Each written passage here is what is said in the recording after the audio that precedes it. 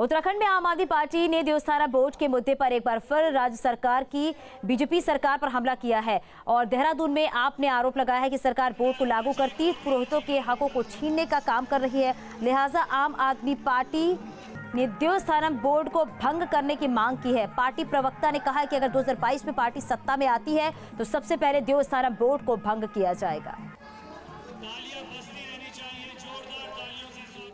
Devasthanam board Bhajpa सरकार द्वारा थोपा गया गैर लोकतांत्रिक निर्णय है, राजहट है और आम आदमी पार्टी इसका पुरजोर विरोध करती है। उत्तराखंड की भाजपा सरकार से मांग करती है कि इस बोर्ड को तत्काल प्रभाव से भंग किया जाए।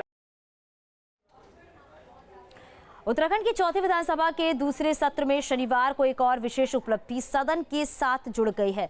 सदन में संयुक्त राष्ट्र महासभा की तरफ से निर्धारित विकास के 16 सस्टेनेबल डेवलपमेंट गोल्स यानी सतत विकास लक्ष्यों पर ऐतिहासिक चर्चा हुई। उत्तराखंड विधानसभा उत्तर प्रदेश के बाद दूसरी ऐसी विधानसभा होगी जिसने सत्र का एक दिन इस महत्वपूर्ण विषय पर चर्चा के लिए समर्पित किया। इस उपलब्धि के लिए विधानसभा अध्यक्ष प्रेमचंद्र अग्रवाल ने नेता प्रतिपक्ष और नेता सदन सभी का धन्यवाद दिया है।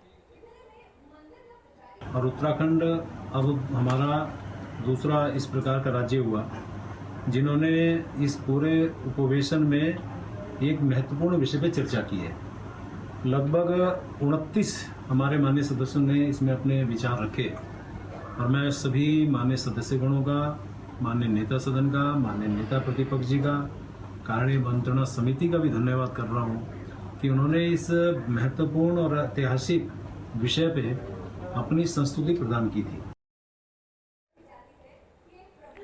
और पिथौरागढ़ से बड़ी खबर मिल रही है। देर रात बारिश से हुआ भारी नुकसान। धारचूला के जुम्मा क्षेत्र में भारी नुकसान हुआ है। एनएचपीसी कॉलोनी में घुसा बरसात का पानी। एनएचपीसी गेस्ट हाउस के निचले स्थान पर झील बनने से खतरा दिख रहा है। देर रात लोग सुरक्षित स्थानों पर गए हैं। प्रशासन और एसडीआरएफ की टीम मौके पर मौजूद है। तो बड़ी खबर इस वक्त की है पिथौरागढ़ से, जहां पर देर रात बारिश से भारी नुकसान हुआ है। तस्वीरें हम आपको दिखा रहे हैं। धारचूला के जुम्मा क्षेत्र में ये भारी नुकसान हुआ है। एनएचपीसी कॉलोनी में बरसात का पानी घुसा है, जिसकी तस्वीरें आप अपने टीवी स्क्रीन पर देख रहे हैं। एनएचपीसी गेस्ट हाउस के निचले स्थान पर झील बनने से खतरा मंडरा रहा है। ये तस्वीरें आप देखिए, इन तस्वीरों को देखकर ये समझा जा सकता है। और देर रात लोग सुरक्षित स्थानों पर गए। हमारे संवाददाता सुरेंद्र हमारे साथ फोन लाइन पर जुड़ गए हैं। सुरेंद्र, क्या कुछ जानकारी मिल पा रही है, क्योंकि इस बारिश की वजह से काफी नुकसान भी बताया जा रहा है?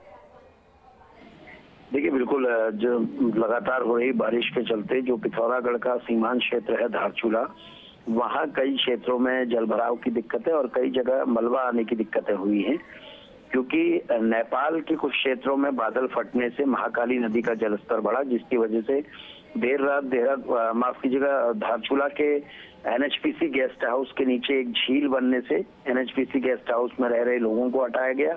एनएचपीसी की जो कॉलोनी है, उस कॉलोनी में जबरदस्त पानी भरने की वजह से कुछ गाड़ियां धंसी हैं और मिट्टी और मलबा बहुत जगह आया है।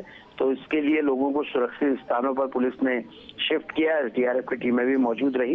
हालांकि किसी तरह की जनहानि की कोई बात नहीं है, लेकिन लोगों के घरों को नुकसान हुआ है इस पूरी वैली में, क्योंकि ये नेपाल से जुड़ी हुई है और नेपाल में अगर किसी तरह से नदियों में जलस्तर बढ़ेगा तो उसका फर्क धारचूला के स्थानीय क्षेत्रों में भी दिखाई देता है। और यही हुआ है, क्योंकि नेपाल में बादल फटने की वजह से महाकाली का जलस्तर बढ़ा है, जिसके बाद ये पूरी दिक्कतें हुई हैं। फिलहाल प्रशासन की टीमें यही कोशिश कर रही है कि सभी जगहों का पता लगाया जा सके जहां नुकसान हुआ है, और अगर किसी तरह की कोई मिसिंग है तो उन लोगों को रेस्क्यू किया जा सके। चांदनी, बिल्कुल सुरेंद्र, क्योंकि जिस तरीके से लगातार बारिश हो रही है, सरकार की तरफ से क्या कुछ किया जा रहा है, क्योंकि बारिश की वजह से जगह जगह जलभराव की स्थिति भी देखने को मिल रही है, लोग काफी परेशान हो रहे हैं, उसके लिए क्या कुछ किया जा रहा है?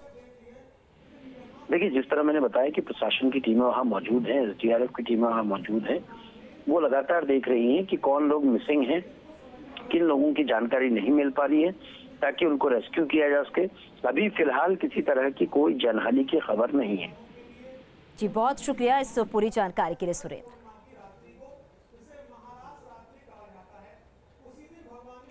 आगे बढ़ेंगे, बात करेंगे राष्ट्रीय खेल दिवस के मौके पर सीएम पुष्कर सिंह धामी ने गांधी पार्क से Neeraj Chopra glory cross country run को हरी झंडी दिखाई है और सीएम धामी ने भी क्रॉस कंट्री रन में हिस्सा भी लिया है और जॉगिंग भी की है। इस कार्यक्रम का आयोजन राष्ट्रीय खेल दिवस के अवसर पर खेल विभाग उत्तराखंड और उत्तराखंड एथलेटिक्स संघ की ओर से किया गया था। सीएम ने हॉकी खिलाड़ी मेजर ध्यानचंद को याद किया और उनकी जयंती पर सभी खेल प्रेमियों को खेल दिवस की बधाई दी है। सीएम ने कहा है कि राज्य सरकार इस प्रकार की नई खेल नीति लाएगी जिसमें खिलाड़ियों की तैयारी के लिए संसाधनों की कमी ना रहे। जोशीमठ की रविग्राम में स्टेडियम की मांग एक बार फिर जोर पकड़ने लगी है। राष्ट्रीय खेल दिवस के मौके पर जोशीमठ के लोगों ने एक बड़ी जन आक्रोश रैली निकाली और राष्ट्रीय खेल दिवस का बहिष्कार किया। लोगों ने अपनी रैली के जरिए ही सरकार से स्टेडियम जल्द से जल्द बनाने की अपील की है और यहां कई सालों से एक भव्य स्टेडियम की मांग हो रही है। हालांकि इस पूरे मामले में उत्तराखंड सरकार ने स्थानीय जनता को आश्वासन भी दिया है कि रविग्राम में स्टेडियम बनाया जाएगा, लेकिन अधिकारियों की लापरवाही की वजह से अभी तक मामला अधर में लटका हुआ है।